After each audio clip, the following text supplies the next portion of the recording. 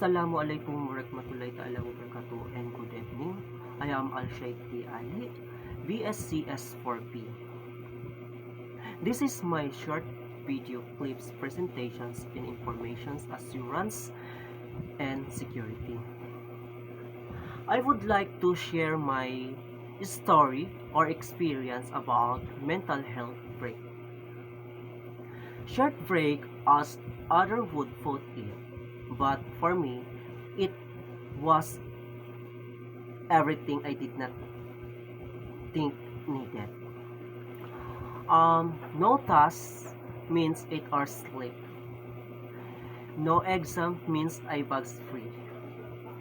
And a short mental break, finishing seasons of my favorite movies, videos, not worrying about anything. Finally, I can sleep all day and not do anything but lay on my bed and watch videos.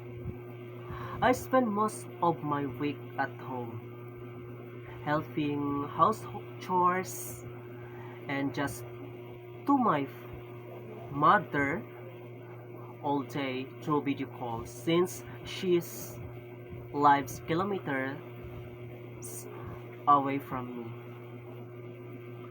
My Monday and Tuesday become busy days for the thesis. Then my Friday I woke up earlier and did subuh or Fajar prayer. After that, I had breakfast with my grandma in the morning at 8 a.m. I turn on my phone and play many games. Not filled. It was 10 o'clock. I rushed to take a bath to freshen my body. Then I wait for a call from the mosque until it almost midday at 12 o'clock. I went to kitchen room. I went to kitchen room to oblations and immediately did Juhur prayer. Then I had lunch, help my grandma to clean the house because I was tired. I felt asleep on the couch unexpectedly.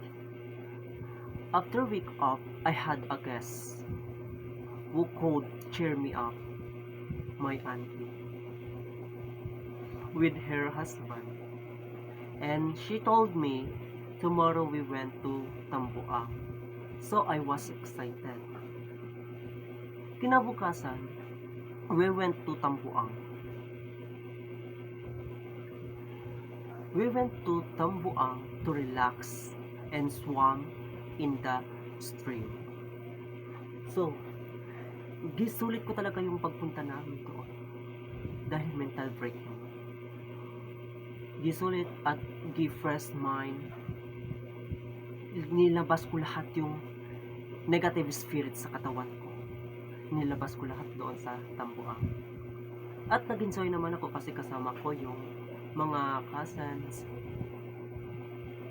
Even though nawala dito si mother, at least kasama ko naman yung mga kasama ko sa work. Masaya naman. At grandma ko. Masaya naman talaga. So, pagkatapos nun, I decide na umuwi na. Kasi parang pagod. Uwi sa Tampuang pagod. Pero, hindi nagtatapos yung kwento. I train my clothes.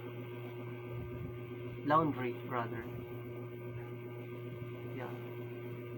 And then, nagpakain ng mga cat. Kasi yung routine ko talaga sa bahay, pag holidays, yung routine ko talaga na magpakain ng mga pusa, at matulog, kumain, yun lang talaga at work. Yun lang talaga yung routine ko. Work, magpakain kumakain ng pusa, at play with my pet. That's all.